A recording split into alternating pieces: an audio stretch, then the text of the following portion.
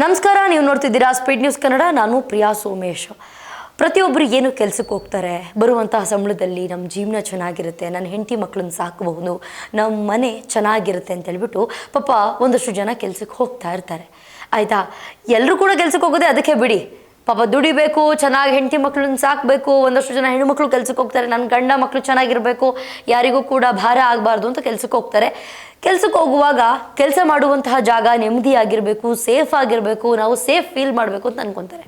ರೀಸೆಂಟಾಗಿ ಗೊತ್ತಿರಬಹುದು, 20 ಲಕ್ಷ ಸಂಬಳ ಸಿಗ್ತಿತ್ತು ಒಬ್ಬ ಯುವಕನಿಗೆ ವರ್ಷಕ್ಕೆ. ಅಷ್ಟು ಸಂಬಳ ಅಂದರೆ ಅಷ್ಟು ಬರ್ತಿರುವಂಥ ಸಂಬಳವನ್ನು ಬಿಟ್ಟು ರಿಸೈನ್ ಮಾಡಿ ಕೆಲಸವನ್ನು ತೊರೆದಿದ್ದಾನೆ. ಯಾಕೆ? ಆ ಕೆಲಸ ಮಾಡ್ತಿರುವಂತಹ ಜಾಗದಲ್ಲಿ ಒಂದು ವಾಶ್ರೂಮ್ ಇಲ್ಲ. ಸಂಬಳ ಎಷ್ಟು? ವರ್ಷಕ್ಕೆ 20 ಲಕ್ಷ. ಬರೀ ಕುಡಿಯೋಕ್ಕೆ ನೀರಿನ ವ್ಯವಸ್ಥೆ ಕರೆಕ್ಟಾಗಿಲ್ಲ, ವಾಶ್ರೂಮ್ ಇಲ್ಲ ಕರೆಕ್ಟಾಗಿ, ಅದಕ್ಕೆ ಅಂತ ಹೇಳ್ಬಿಟ್ಟು ಕೆಲಸವನ್ನು ತೊರೆದಿದ್ದಾನೆ. ಪಾಪ ಈ ಪೇಪರ್ ರೋಲ್ ತಯಾರಿಸ್ತಿರುವಂತಹ ಒಂದು ಇದರಲ್ಲಿ, ಆ ಜಾಗದಲ್ಲಿ ಆ ಒಬ್ಬ ಯುವಕ ಪಾಪ ಸೇಫ್ಟಿ ಏನು ಇರಲಿಲ್ಲ ಅನಿಸುತ್ತೆ. ನೀಟಾಗಿರುವಂಥ ಒಂದು ಸೇಫ್ಟಿಯನ್ನು ಮಾಡ್ಕೋಬೇಕು. ಪಾಪ ಆ ಯುವಕನ ಬಟ್ಟೆ ಜಸ್ಟ್ ಆ ಮಿಷಿನಿಗೆ ಸಿಗಾಕೊಂಡ್ಬಿಡುತ್ತೆ, ಇಡೀ ದೇಹ ನುಜ್ಜುಗುಜ್ಜಾಗೋಗಿದೆ. ಕೆಲಸ ಮಾಡ್ತಿರುವಂತಹ ಜಾಗದಲ್ಲಿ ಈ ಥರ ಆದರೆ ಇನ್ನು ಬೇರೆಯವರಿಗೆ ಕೆಲಸ ಮಾಡೋದಕ್ಕೆ ಹೆಂಗೆ ಮನ್ಸು ಬರುತ್ತೆ? ಕೈಕಾಲೆಲ್ಲ ನಡ್ಗೋಗುತ್ತೆ. ಆ ವಿಡಿಯೋ ನೀವು ನೋಡಬಹುದು. ಒಂದು ಕ್ಷಣ ಜೀವ ಜಲ್ ಅನ್ನತ್ತೆ, ಭಯ ಆಗುತ್ತೆ. ಕೆಲಸ ಮಾಡ್ತಿರುವಂತಹ ಜಾಗದಲ್ಲಿ ಒಂದು ಸೇಫ್ಟಿ ಇಲ್ಲ ಅಂತಂದಮೇಲೆ ಏನಕ್ಕೆ ಬೇಕು ನಿಮಗೆ ಎಂಪ್ಲಾಯೀಸು? ನೀವು ನಿಮ್ಮ ಮನೆಯವರೇ ಕೆಲಸ ಮಾಡ್ಕೊಳ್ಳಿ. ನೀವು ನಿಮ್ಮ ಮನೆಯವರು ಸೇರ್ಕೊಂಡು ಅಲ್ಲಿ ಕೆಲಸ ಮಾಡ್ತೀನಿ ಅಂತ ಮನಸ್ಥಿತಿ ಇದ್ದರೆ ಮಾತ್ರ ಎಂಪ್ಲಾಯೀಸ್ನ ತಗೊಳ್ಳಿ ಕೆಲಸಕ್ಕೆ. ನಿಮಗೆ ಭಯ ಇರುತ್ತೆ, ಈ ಜಾಗದಲ್ಲಿ ನಾನು ಕೆಲಸ ಮಾಡಬಹುದಾ ಮಾಡಬಾರ್ದಾ ಅನ್ನೋದು ನಿಮಗೆ ಭಯ ಇರುತ್ತೆ. ಎಂಪ್ಲಾಯೀಸ್ನ ತಗೊಳ್ತೀರಾ? ಈಗ ಅವ್ರ ಮನೆಗೆಲ್ಲ ಯಾರು ದಿಕ್ಕು?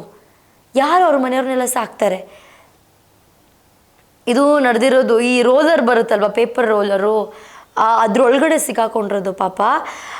ಇದು ಈ ಎಂಥ ಕನ್ವೇಯರ್ ಬೆಲ್ಟ್ ಅಂತ ಹೇಳ್ತಾರೆ, ಆ ಪೇಪರ್ ತಯಾರಿಸ್ತಾರಲ್ಲ, ಆ ಕನ್ವೇಯರ್ ಬೆಲ್ಟ್ ಅಂತ ಹೇಳ್ತಾರೆ.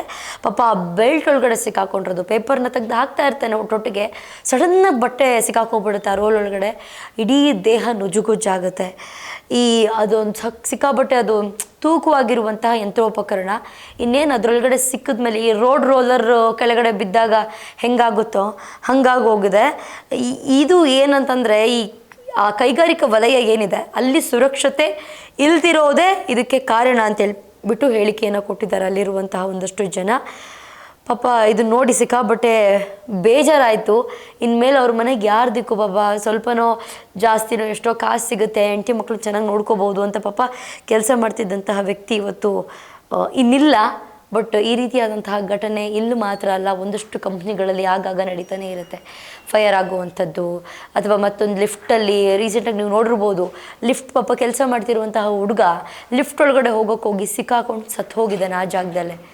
ಒಂದು ವ್ಯವಸ್ಥೆ ಕರೆಕ್ಟಾಗಿಲ್ಲ ಒಂದು ಸಂಸ್ಥೆಯಲ್ಲಿ ಅಂತಂದಾಗ, ಒಂದು ಸೇಫ್ಟಿ ಇಲ್ಲ ಅಂತಂದಮೇಲೆ ಯಾಕೆ ನಿಮ್ಮ ಸಂಸ್ಥೆಯಲ್ಲಿ ಬಂದು ಕೆಲಸ ಮಾಡಬೇಕು? ಪರಿಜ್ಞಾನ ಇರಲ್ಲ ನಿಮಗೆ ಒಂದು ಸ್ವಲ್ಪನೂ ಕೂಡ? ಪಾಪ ಹುಡುಗನ ಆ ವಿಡಿಯೋ ನೋಡ್ತಿದ್ದಂಗೆ ಒಂಥರ ಕರುಳು ಕಿತ್ತು ಬಂದಂಗೆ ಆಗುತ್ತೆ. ಕಂಪ್ಲೀಟ್ ನುಜುಗುಜ್ಜು, ಆ ಪೇಪರ್ ರೋಲ್ ಒಳಗಡೆ ಸಿಕ್ಕಾಕೊಂಡು ಕಂಪ್ಲೀಟ್ ನುಜುಗುಜ್ಜಾಗಿದ್ದಾನೆ. ಪಕ್ಕದಲ್ಲಿರುವಂತಹ ಒಬ್ಬ ವ್ಯಕ್ತಿ ಓಡೋಗ್ತಾನೆ. ಏನು ಮಾಡೋಕ್ಕಾಗುತ್ತೆ? ಓಡೋದ್ರು ಕೂಡ ಮುಗೀತು, ಅವನ ಕತೆ ಅಲ್ಲಿಗೆ ಮುಗಿದಿದೆ. ಅವನ ಜೀವನಿಗೆ ಎರಡು ಕೂಡ ಅಲ್ಲಿಗೆ ಎಂಡ್ ಆಗಿದೆ. ಜಸ್ಟ್ ಒಂದು ಟೀ ಶರ್ಟ್ ಸಿಂಪಲಾಗಿ ಸಿಕ್ಕಾಕೊಂಡಿದ್ದಕ್ಕೆ ಆ ವ್ಯಕ್ತಿ ಜೀವವೇ ಹೊತ್ತು ಕಳ್ಕೊಂಡಿದ್ದಾನೆ. ಸೊ ಇದಕ್ಕೆ ಒಂದಷ್ಟು ಜನರು ಏನು ಹೇಳ್ತಿದ್ದಾರೆ, ಆ ಕಾರ್ಖಾನೆ ಏನಿದೆ, ಆ ಕಾರ್ಖಾನೆಯ ಮಾಲೀಕ ಏನಿದ್ದಾನೆ ಅವನಿಂದನೇ ಇದೆಲ್ಲ ಆಗೋದಕ್ಕೆ ಕಾರಣ. ಒಂದು ಸ್ವಲ್ಪನೂ ಕೂಡ ಮುನ್ನೆಚ್ಚರಿಕೆ ಕ್ರಮ ಆಗಿರ್ಬೋದು, ಒಂದು ಸೇಫ್ಟಿ ಆಗಿರ್ಬೋದು ತಗೋಬೇಕಾಗಿತ್ತು ಅಂತ ಒಂದಷ್ಟು ಜನರು ಮಾತನಾಡ್ತಿದ್ದಾರೆ. ಇದ್ರ ಬಗ್ಗೆ ತಮ್ಮ ಅನಿಸಿಕೆ ಅಭಿಪ್ರಾಯವನ್ನು ಕಮೆಂಟ್ ಸೆಕ್ಷನಲ್ಲಿ ತಿಳಿಸೋದನ್ನು ಮರಿಬೇಡಿ.